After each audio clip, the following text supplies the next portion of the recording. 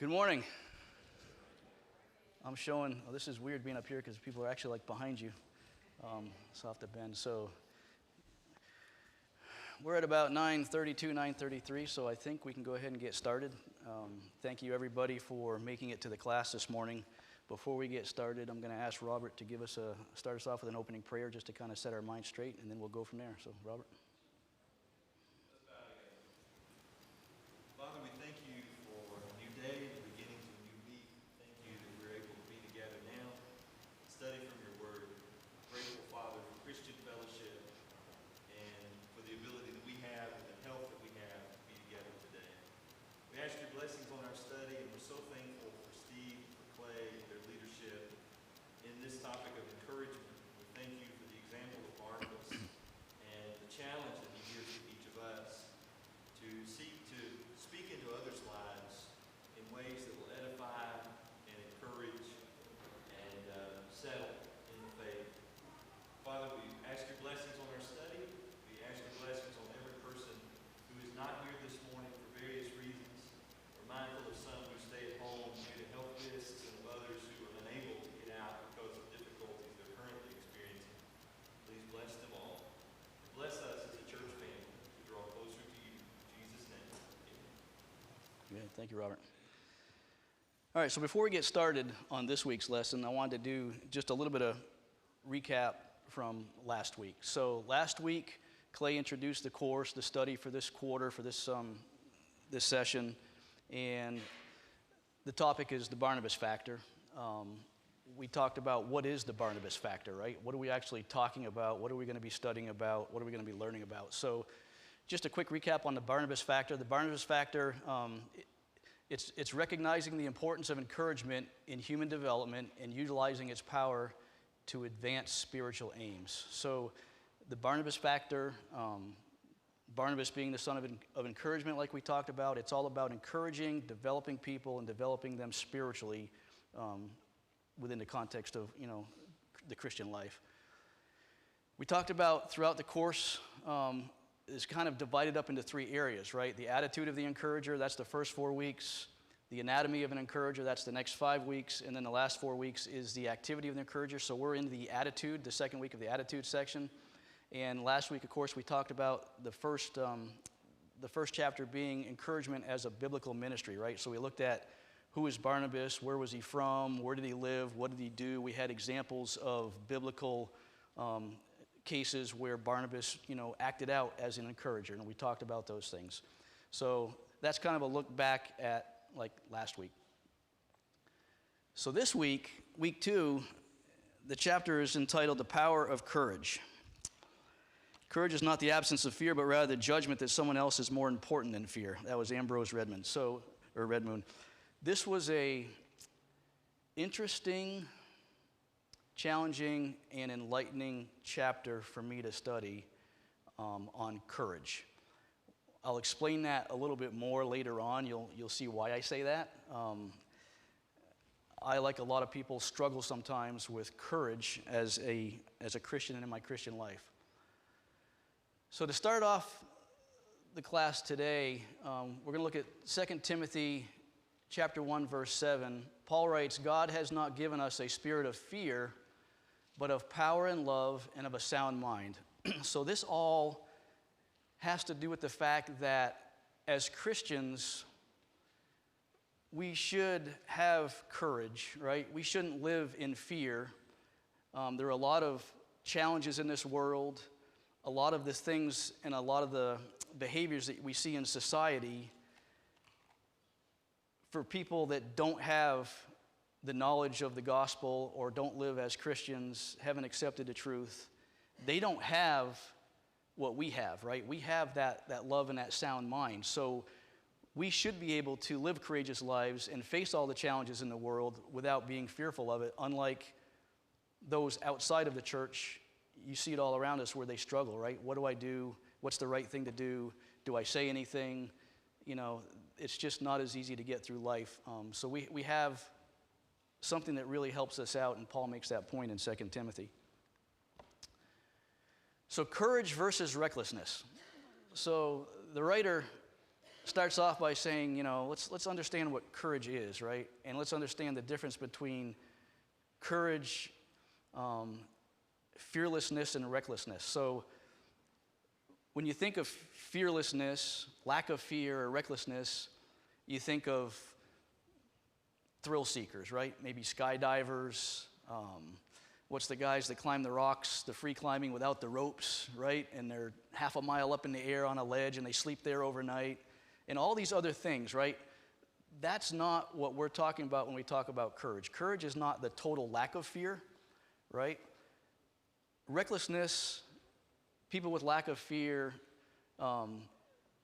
they're seeking a good high. Courageous Christians are seeking a higher good, and that's how the author puts it. Those aren't my words.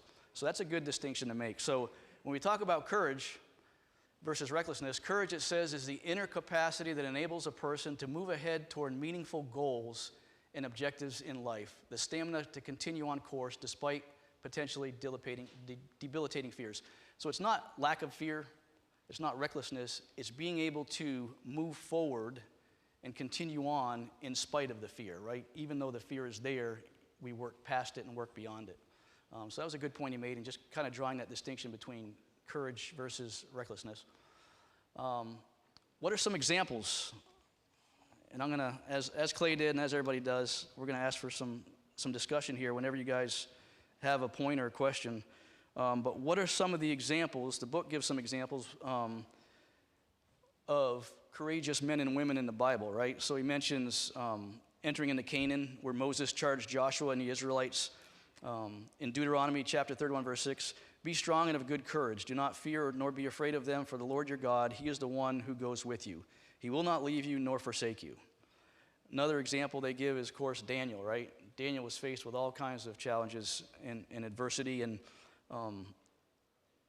within the framework of his faith, he was able to stay faithful, even though all these bad things were going on around him, right? So how relevant is that today, right? With all the things that we see going on around us, regardless of what happens in the future, what the future brings, it should never change our Christianity, our lifestyle, the faith we have, and the courage we should have to just go on within whatever environment we're in, right? There's a lot of people in history that have been Christians in really bad places during really challenging times, and the Bible gives examples of that with Moses and Daniel and others. Any other examples, you guys? Courageous men and women of the Bible? David, yeah, there you go. David and Goliath, right? That's a great example. And it all goes back to, and we're going to talk about it a little bit more, it all goes back to the faith that they had in God, the belief that they had in the promises that he gave, in the instruction that he gave, and the assurances that he gave. And we're going to talk about that a little bit more, how that really is kind of the underlying thing when it comes to courageous, courageous living. Anybody else?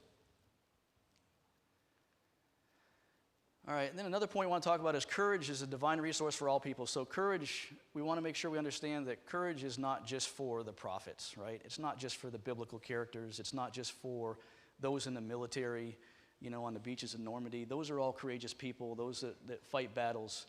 But courage is for all of us. We all face challenges in life. We all need to make decisions on what to do as we face those challenges, and that oftentimes takes courage. So we want to make sure we don't separate courage from, well, I can't be courageous. There's certain things and certain roles and certain areas of life and society where courage is needed. Well, it's needed with us every day as Christians, and that's the point they wanted to make. It's not just for certain people, it's for everybody. And it says here, more than anything else, Christians should recognize that courage is needed on a daily basis. So the application there that we can think of is, you're at work and your boss asks you to falsify a report, right? How do we as Christians respond to group pressures when there's participation for possible immoral or unethical behaviors? It takes backbone to walk down an aisle and request baptism or the prayers of the congregation. That definitely takes courage, right? There's no doubt about it. It requires boldness for a Christian to share his faith with friends and coworkers. And then last example they say is it takes mettle to contend for the faith against false teaching. So when they say mettle, it's not like M-E-T-A-L, like it takes an iron will, to face and confront false teachers. And it's not meddle as in, I think, M-E-D-D-L-E, where you're getting in somebody else's business. This is the mettle that they're referring to goes with courage, and it has to do with the ability to cope with difficult situations and just be resilient and spirited in attacking those situations, right? And we've seen these things happen here, and it's taken courage to address those things, to confront those people, to lovingly try to study with them and restore them, to ultimately have to make the decision to disfellowship with them when you see that they did not want to stay with truth and they left truth. And that's hard, but when they say meddle as it relates to false teaching, that kind of got my attention because that's a big one that we see and we talk about, often other congregations, right, where they leave truth. And it takes meddle for those people to leave that congregation or to challenge the eldership, right? So courageous living. Courage makes it possible for an individual to stand up for what he believes, even when it is unpopular. And then it mentions the difference between courage and fear as a direction, right? Fear, a lot of times fear is going to keep you from moving forward. It's going to move you backwards. It may actually paralyze you, right? Oh, I froze up. Well, why did you freeze? Well, because I was afraid. How often do you see people freeze in different situations, right? Courage, on the other hand, allows us to move forward, to progress, to have positive impacts. So one of the points he makes is that courage and fear, they involve direction in life, and that's an interesting concept to kind of think about.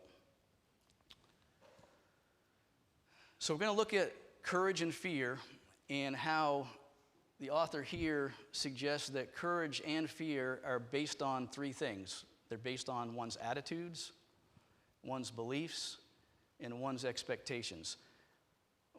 Attitude is pretty straightforward. Some of these areas, beliefs and expectations, the way it was written, I struggle with a little bit. You'll see when we get there that maybe I'm not quite clear on some of the points that I share, so we'll talk about it. We'll talk about what he says about it, and then we'll see if we can, get some other insights and other thoughts on what kind of points the author's trying to make there. But attitudes, beliefs, and expectations, the three things that really play into becoming courageous and living a courageous life. Any questions, comments so far? I'll tell you like everybody else does. If we don't start talking, I'm going to run out of material. Yeah.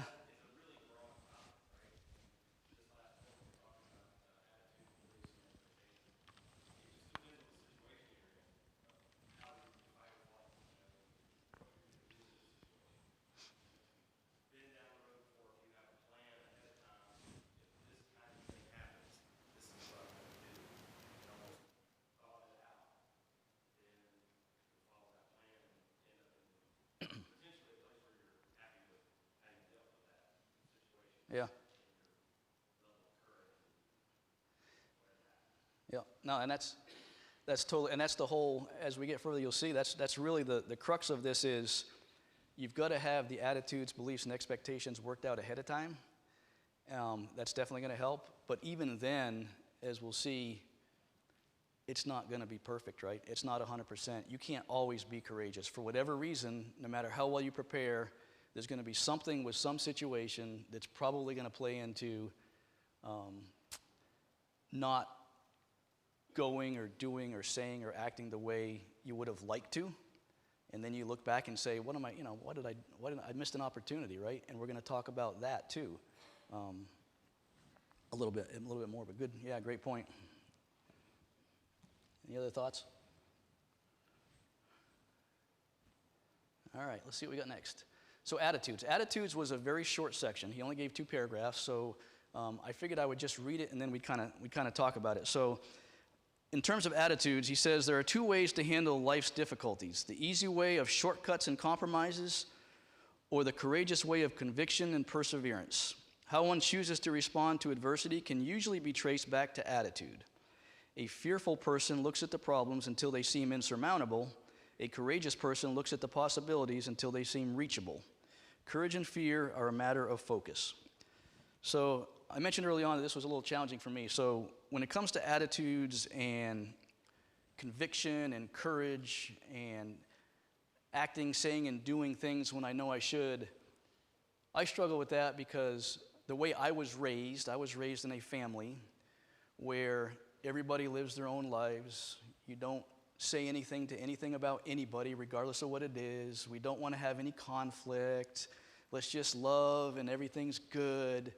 And, it's not a bad thing necessarily, but it certainly didn't prepare me well to be a courageous Christian, right? Because now as a Christian, knowing what I know and knowing what I should do, the attitudes, beliefs, and expectations I should have, I've had to reprogram my whole mindset, right? And now that causes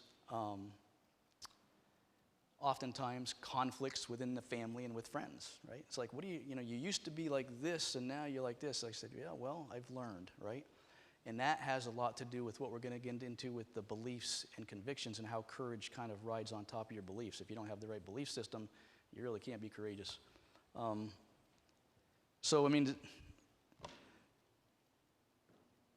Do you guys struggle with that? Anybody else struggle with that? I mean, it's kind of like you take the easy way, the path of least resistance, or, you do the right thing. And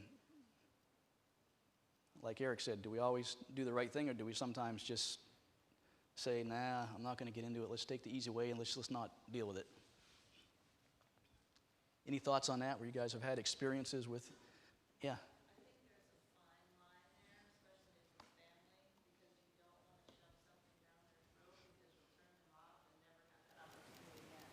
You think so? Yeah, yeah. I say that sarcastically. Yeah. There's no doubt. It is. So yeah. So you've been there. Yeah, absolutely. Yeah, and the thing with family is, family sometimes doesn't want to listen to family. It's amazing how family will listen to other people, but they won't listen to family. It boggles the mind. But it is a fine line. You got to do it in a loving way.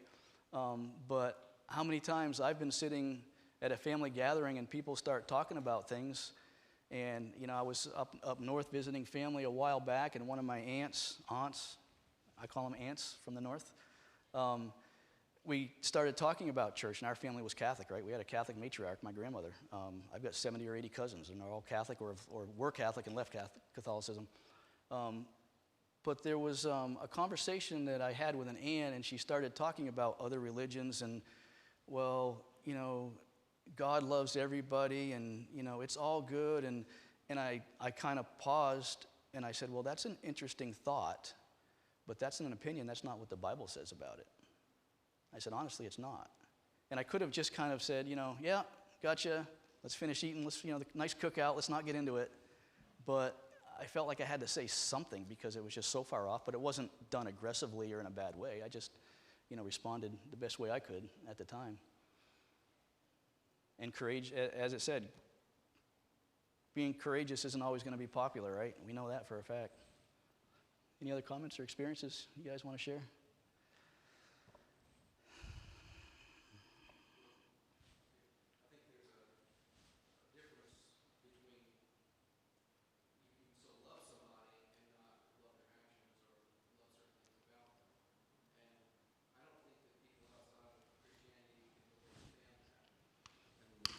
You have to accept me for everything I do and everything I believe, or you hate me. It's a very dangerous thing in today's society, because if you don't accept everybody for everything that they do and everything that they believe, you're called a hating person. Right. Yeah, absolutely. Yep. So yeah, courage, it's not what you say, it's how you say it, right? So courage with the right attitude, the right approach in love.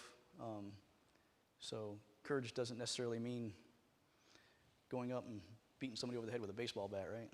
That's not going to do you much good sometimes. All right, yes? Admitting you're wrong. Sometimes you have to be courageous enough to say, when your situation, yes, this is what the Bible says, Christians don't always live that way, and it's sad that they don't. Mm-hmm, that's right. You have to be courageous enough to say, we're all humans, and this is what we should be doing, and because the world has this attitude that Christians are all hypocrites. Well, yeah, we are sometimes, because sometimes we fall. Yeah. So to admit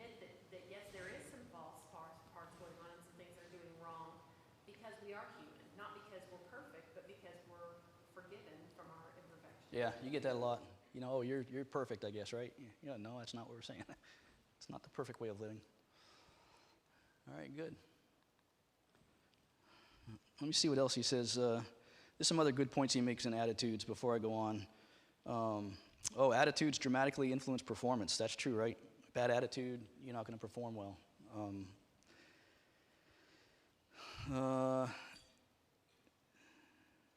Negative beliefs, negative attitudes almost inevitably steer a person on a self-defeating course. Courageous people have confidence in their ability to cope with circumstances. In the darkest situations, they see light at the end of the tunnel. They're never without hope. So, that whole attitude, are you a pessimist or are you an optimist, right? That has a lot to do with whether you're going to, try to make courageous decisions. So talking about beliefs. So the beliefs is where it got a little bit, I couldn't always follow some of the points that he was making with respect to belief. He starts out by saying that faith is encouraging, it dispels fear, and imparts courage. Then he goes on to say that faith operates by establishing a proper belief system. And he gives the examples of Matthew 8, chapter 8, verse 26. Why are you fearful, you of little faith? And then in Psalms 56:3, the psalmist wrote, whenever I am afraid, I will trust in you. So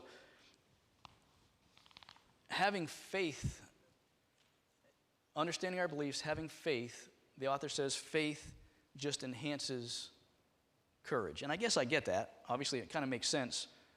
But at the same time, I don't know what else I can really say about it. I mean, go ahead.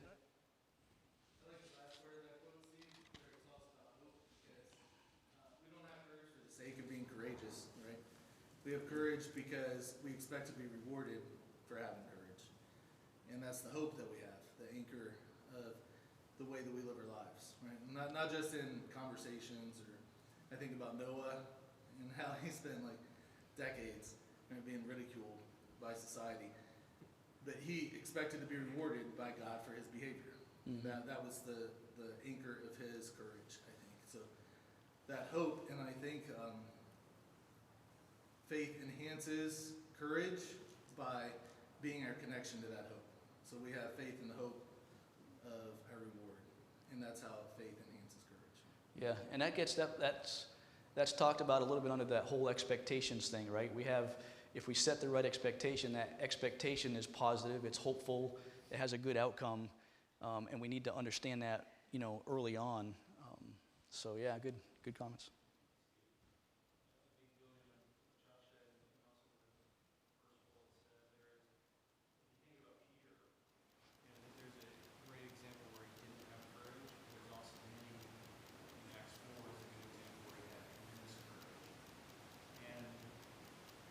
What's the difference? Well, I think Peter always had kind of passion for the Lord. Before, he had a certain expectation that didn't follow through what he thought because he didn't fully understand God's will prior to Christ on the cross. We obviously knew he would deny Christ at times. Even to a little girl, right? Yeah. And so he clearly had no courage or lacked courage there. But in Acts 4, in the face of, after being beaten, he continued to preach the word after being told by the Sanhedrin and the Jewish leadership, don't preach the name of Jesus. He said, you can't do anything but preach Jesus, and they continued to do it. And what's different, I think, part of that is the faith, because he'd seen God's will worked out. He'd seen the kingdom of God established, Pentecost. He'd seen Christ risen from the dead. And so that faith helped propel him to the next situation. Yep, agreed. Yeah, and the book actually mentioned Peter and his courage and his faith, and how sometimes he acted on it and sometimes he didn't. Right? You saw both things: the denial in the garden, and then others. Good comments. All right, faith operates by establishing a proper belief system. We're going to talk about that a little bit more. And then it talked about, as Christians in our belief system, we we should welcome and expect adversity, right? And see it as a chance to show our faith. We shouldn't be afraid about what are we going to be faced with, what kind of conversations are we going to get into. Other people, worldly people, secular, society, they do that kind of stuff. With what we have and what Paul told us we had, with the power and the sound mind of our Christianity, we shouldn't be worried about what comes our way. And we shouldn't worry about how we're going to respond to it. We should be thinking, wow, I can't wait till the next guy at work comes up to me and starts talking to me about church, right? Because we see that as an opportunity, right? If you take the Great Commission, and this isn't mentioned in the book, if you take the Great Commission and what it is that we're supposed to do with spreading the gospel, growing the church, bringing the people to the church, how can we do any of that without courage, right? I mean, you couldn't even execute on the Great Commission if you don't have the courage to open your mouth and speak, right? And that does take courage, right? Because that's not going to be unpopular, and it does come with conflict.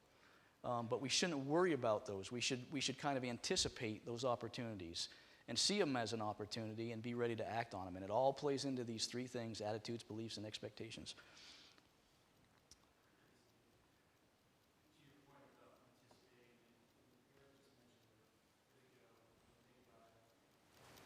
If you anticipate what trial you may face, you either A, practice, or B, at least walk through the reps in your own mind, be better prepared to respond in a courageous way, then you get blindsided. And I think that's kind of the point we were making.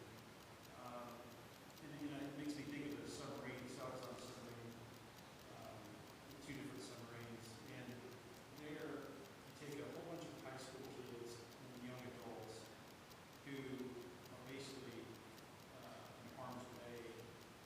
If you think about the casualties that can occur on a submarine that can kill you really quick, flooding obviously comes to mind, or a ship at sea, but also fires. It's basically a big tube that's closed, and so fire can kill you really quick, really, really quick. And so what do they do? They train you to respond to these casualties. There's a lot of them. And we train over and over again. And every kind of way fire can occur, whether it's electrical, whether it's dryer, it's an oil fire, you name it. Same thing with flooding. So we drill over and over and over again, and so that when it occurs, and it does, you can respond instantaneously. It's automatic, and you're more reacting out of practice than reacting out of consciously thinking about it. Yeah. And that's how you get young kids, like basically 18, 30 years old, to be able to operate in war, but also respond in the face of danger and respond properly. Yeah, that's a good. So that all fits in, right? You've got the right expectation. Something bad might happen, right? You've got the belief that you're prepared to deal with it because you've been through the training, you have the knowledge, you know how to respond, and you have the attitude that when it happens, you're just going to do it, right? So the faith in yourself that you can respond to those is what would get you through it, right? Other than all of a sudden you're fearful, you freeze, and then you don't take care of it, right? So yeah, that's exactly right. Same principles. So we need to know that we can live courageously because of our faith, but then at the same time, faulty beliefs have the potential to diminish courage. That nobody likes me, nobody understands me, nothing gets fixed, I always get the raw deal. These negative and faulty beliefs are almost always exaggerated, right? They're made to be worse than they probably actually are, and they take you in that wrong direction, right? That's the backwards direction, or the paralysis, versus positive beliefs and good beliefs that move us in the right direction. So when it comes to beliefs, we've got to have the right belief system if we're going to do anything in terms of courage. So, yeah. I wonder if you could have courage and very much believe the wrong thing. Right? Paul had courage, I think, when he was standing up to Christianity, right? And that was very much misapplied courage. It was evil courage. I think that there are very many women who have abortions because they think it's a courageous decision given their current situation of their life, maybe the economic situation or their family situation. I think that the LGBTQ plus movement is driven by a spirit of people thinking they're being courageous and being themselves. I think the follow your heart culture in America is a good degree driven by misapplied courage, right? Courage for the sake of being courageous, for the courage that places self above faith, courage that places self in the center of the universe, right? What I want. And I have to be courageous to have what I want. And to a certain degree, I can understand where they would think they're making courageous decisions. It's very much misapplied. It's evil. It's unbiblical. It's not approved of by God. So I'm not approving of all those things, any of those things. But I do think that there's courage to some degree when it's not, Christian courage. No, you're absolutely right, and I'm not sure where it is. I've got it coming up, but the question that I pose is just that: is it possible to be courageous and yet have the wrong convictions? And yeah, it absolutely is. That's why, and we'll talk about that a little bit more because there's some other things that kind of go along with that I found interesting. Expectations. So now we've talked about attitudes, we've talked about beliefs. You got to have the right attitudes. You got to have the right belief system. Faith enhances, your belief. And now we get into expectations. So setting proper expectations, right? Anticipation is a key ingredient for courageous living. Optimism versus pessimism, right? If you have the mindset that no matter what I do, I'm going to fail, it's not going to work, are you going to ever be able to act courageously? Well, no, because you won't even do anything, right? So expectations and having that expectation,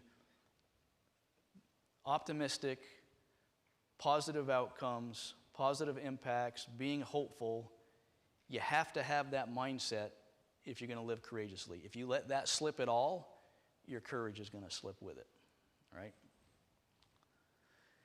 Encouragers believe the struggle to persevere is the most satisfying approach to life and that there's more to be gained. So what the point he's trying to make here was encouragers believe that no matter,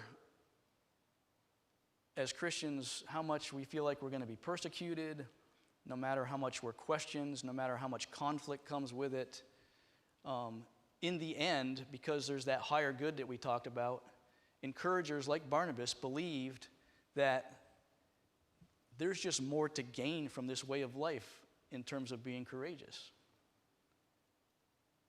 Compared to a life of cowardice, where's the benefit to a cowardice way of living, right? What do you get out of that? Nothing. Well, encouragers know that. Encouragers understand that this is a more fruitful way.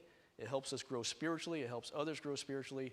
And that's the point he's making here, that there's just more to be gained in terms of living courageous. Here's a comment he made. Generally speaking, people perform in keeping with their expectations of themselves. How true is that, right? So if we're going to be courageous, we have to have a reasonable expectation of ourselves. And he makes a point that courageous living is not, how did he put it? It's not let me see if I can find it, because I'm probably not going to be able to say it right. Let's see.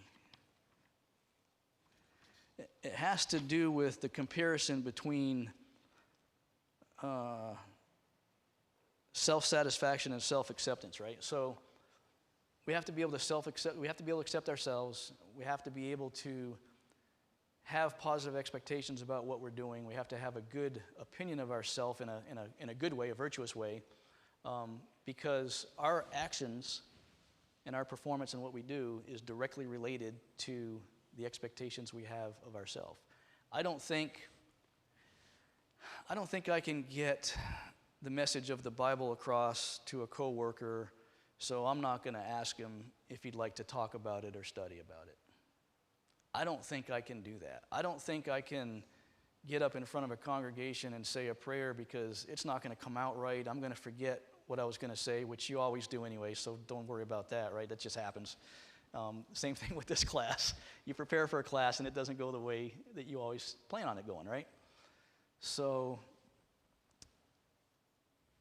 have a good expectation of yourself and what you can do, and remember that the reason we have that expectation is because we have the promise of God behind us, right? We have the faith in his promises. We have that power, that sound mind, that truth. So I don't know as a Christian how we should even entertain having a bad idea or expectations of ourselves, right? It just doesn't go with Christianity. When we don't exercise courage, we lose some of our spiritual spunk. That was a comment he made. What do you guys think about that one? Do you see what he's getting at there?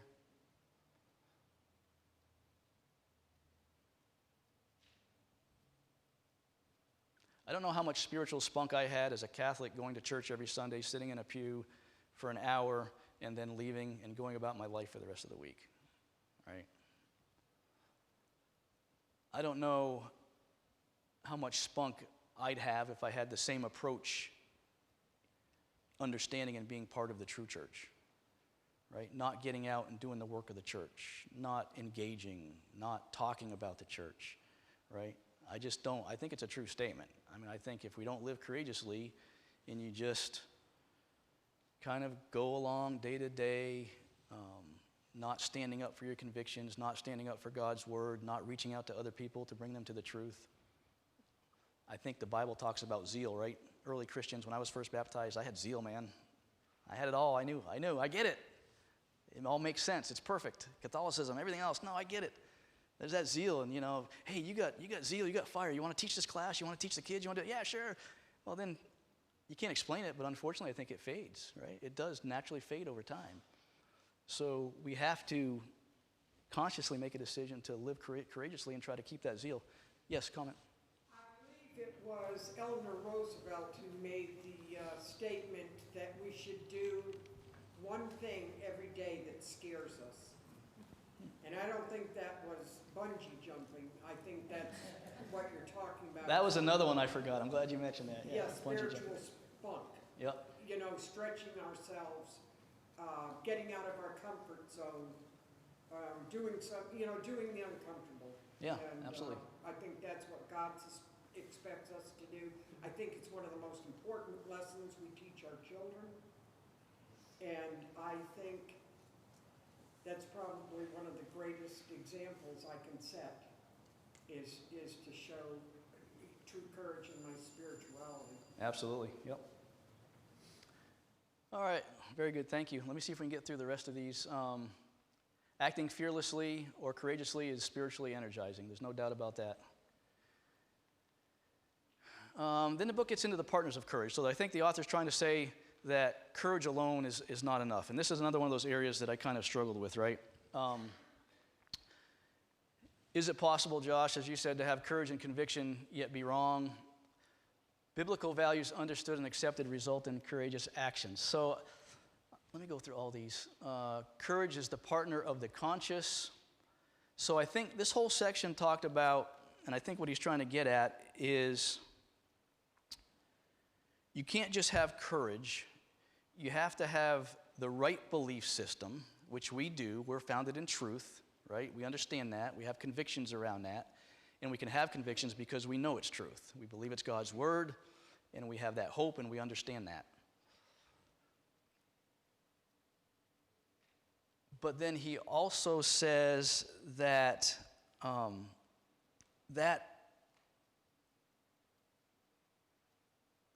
that courage, he says, undergirds our values. So I think when you think about it, when he says up here, the last bullet point there, when we do wrong, we usually know it, and we find ourselves knowing better often.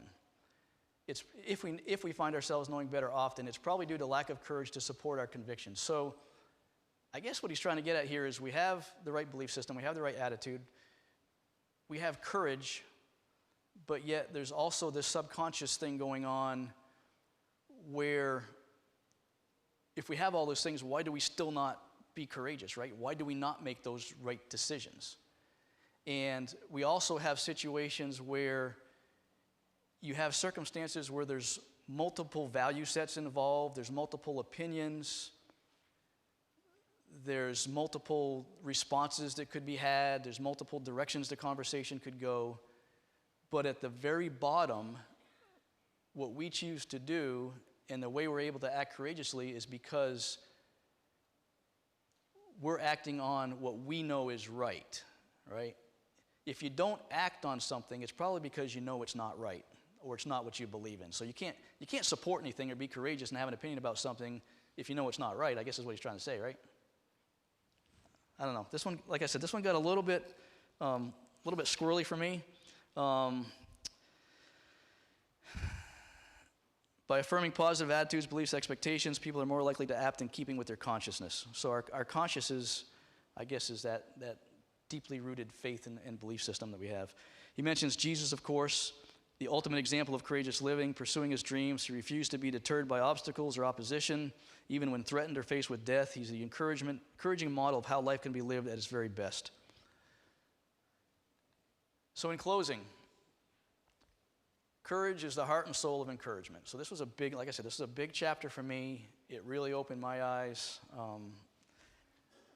And it really, if you're going to be an encourager, you got to have the courage to do it, is what it comes down to.